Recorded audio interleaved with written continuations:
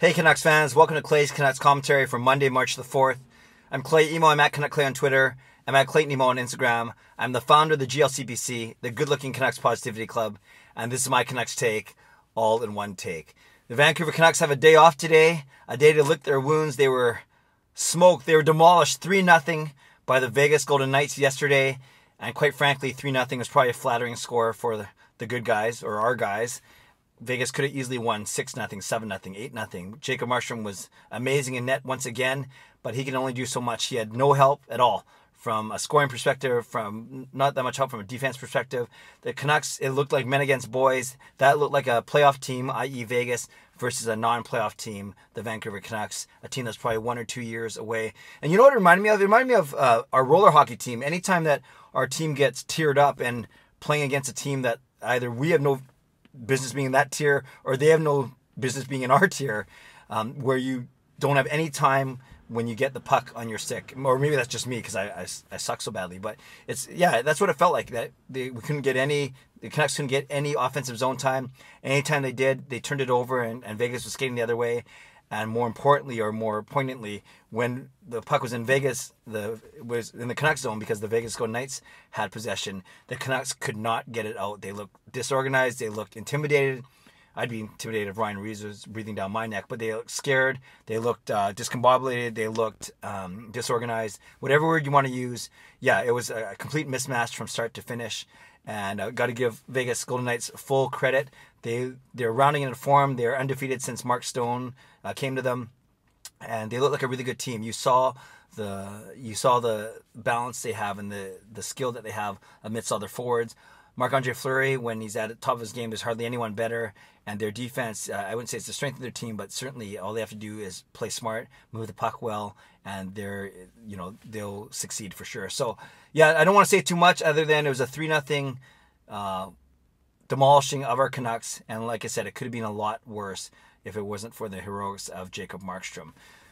If the Canucks are going to pull out of this, and, realistically, I haven't been talking about playoffs as much because, yes, the Canucks they're still, if you want to use that word, they're 8 points behind Minnesota. They have about 5 teams to leapfrog. And it's crazy, though. If the Canucks had got 6 points out of the last 3 games instead of just 1, then they would only be 3 or 4 points out. And these were, 2 weeks ago, all the teams they were chasing were winning. But in the last week, a lot of teams have been losing again. Colorado's been losing. Chicago's been losing.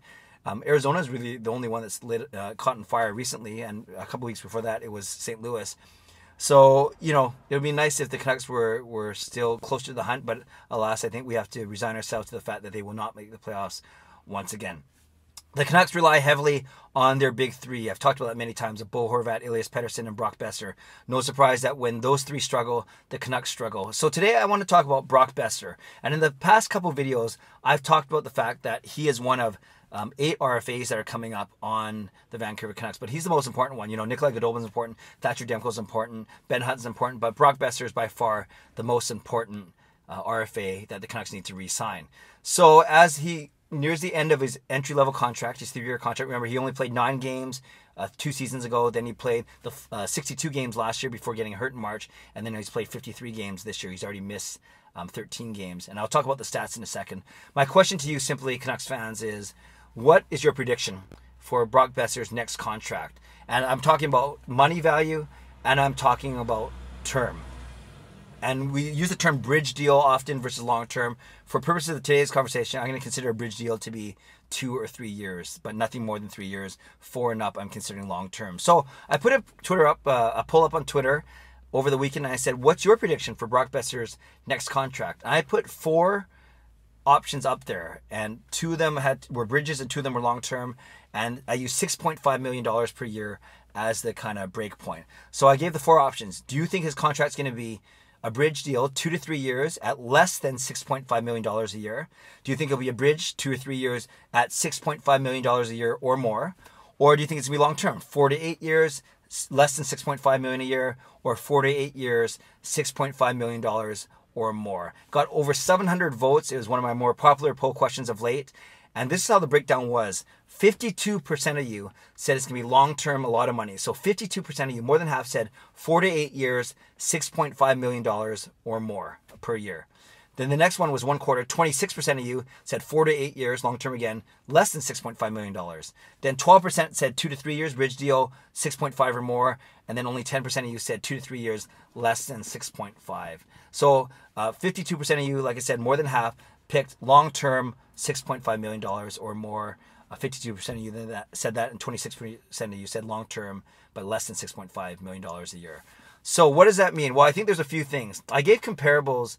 Firstly, I was a little bit surprised because if I was hard-pressed, if I had to decide right now, if I had to give my prediction, I say it's going to be 5 or 6 years, and I think it's going to be between 6 and 6.5, somewhere in there. So I guess according to my poll, I'd be in the category that came with 26%. Is 4 to 8 years, less than 6.5. I think it's going to be somewhere in the 6.2, 6.3 6.2, 6.3 range, and I'll get to that in a second. I put some comparables out there, and I talked about 2014 draft picks. Now, we know Brock Boeser was drafted in the first round, 23rd overall, in the 2015 draft, and aside from guys like Connor McDavid and Jack Eichel, who've already been locked up to massive contracts by Edmonton and Buffalo, respectively, there are a lot of really good players in this 2015 draft class that are in the same position as Brock Boeser, finishing their third year, and now they're up for they're up for their next contract. And that's guys like Mitch Marner from Toronto. That's guys like Mikko Rantanen from Colorado, Matthew Barzal from New York Islanders. So Brock Boeser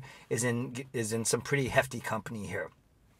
Those guys are going to make a lot of money. So I look at 2014, the year before Boeser was drafted, and I looked at some comparables. I'm not saying he's exactly like these guys, but I pulled out 6 or 7 guys to look at. Leon Draisaitl has 8 years for $8.5 million a year. Aaron Ekblad, 8 years for $7.5 million a year. David Pastrnak, 6 years at $6.67 million a year. I think that's a steal for Boston. Dylan Larkin, 5 years at $6 million a year. $6.1 million a year. Nick Ehlers, 7 years, $6 million a year.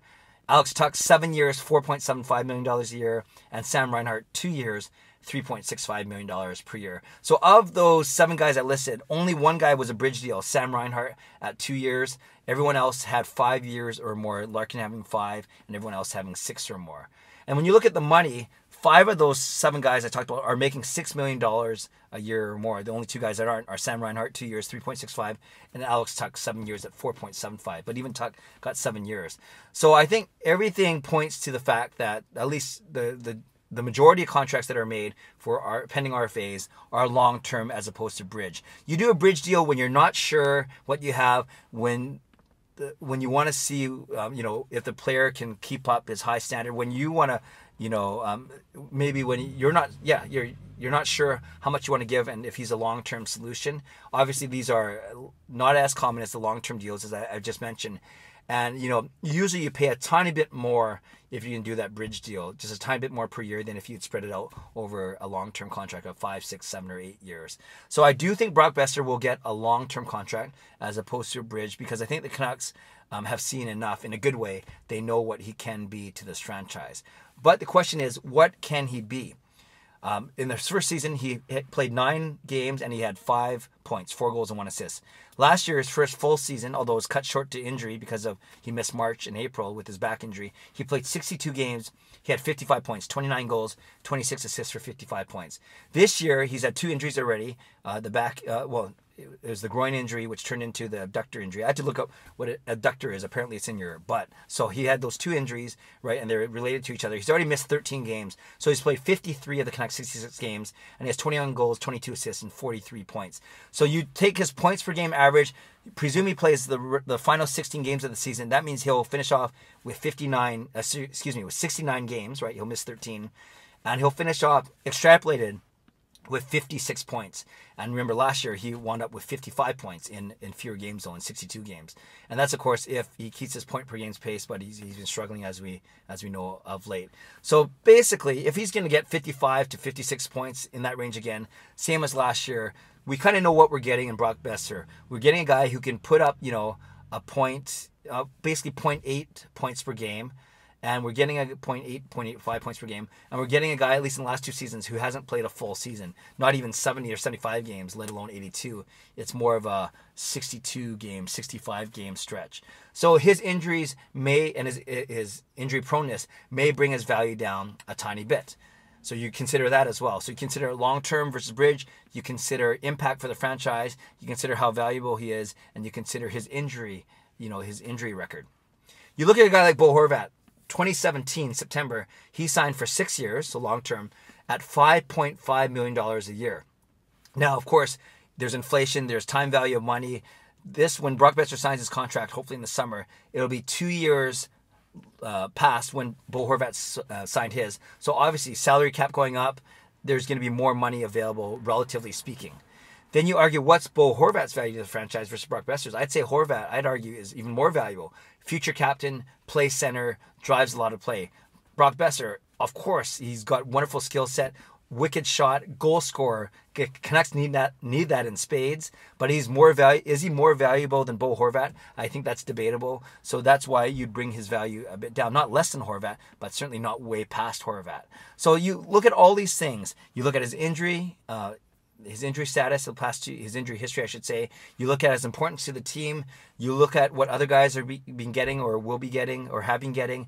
You look at all these factors, and I predict that Brock Boeser will get a 5 or 6 year deal worth between $6 and $6.5 million. I don't see him getting more than 6.5, especially unless he completely lights it up in the last 16 games. So that's one reason why he'll want to have a really good end to the season, the last 20% of the season. But of course, he's only going to go as well as the Canucks go, or maybe the Canucks will only go as well as he goes. The Canucks have got Horvat locked up, which is good. They don't have to pay Pettersson for another couple of years, which is good. So Brock Boeser will be the most important contract signing that the Canucks do this summer. And that's my prediction, is 5 or 6 years at between 6 and 6.4 million. If I absolutely had to nail that down even more exact for the heck of it, I will say 6 years at 6.4. How's that? 6 years at 6.4. I don't know if that seems high. I know for many of you that's going to seem a little low. Many of you have been coming back at me and saying 8 years at 7 million or 8 years at 7.5 million. That just seems a little high to me given his recent struggles. And yes, he's good. Yes, he was the talk of the town last season. But I'm not sure if he's done enough to earn that much for that long. But I guess only time will tell. Hopefully this doesn't go long and drawn out and they can come up with something soon. But of course, it makes sense for both Boeser and the team to wait until the end of the season to come up with that. So Canucks fans, leave a comment below. I'm really interested in what you have to say about this. I know many of you responded to me on Twitter already to my poll question about this. But what do you predict for Brock Boeser's next contract, both in terms of term and in terms of money? If it was me, I'd go 6 years at $6.4 million per season. Leave a comment below. I'd love to read, react, and reply as always. Subscribe if you'd like to. Like this video if you'd like to. Canucks are off today. They practice tomorrow. And they host Austin Matthews, John Tavares, Mitch Marner, the cast of characters from Toronto, the big Maple Leafs Canucks game Wednesday night on Ash Wednesday. I'll be at my church. I can't watch it live. I'm not going to the game. But I'll get over it. We'll talk about that tomorrow and Wednesday. Have a great day. Subscribe if you like to. Like this video if you like to. I think I said that already. If not, make sure you do that. God bless and go Canucks go.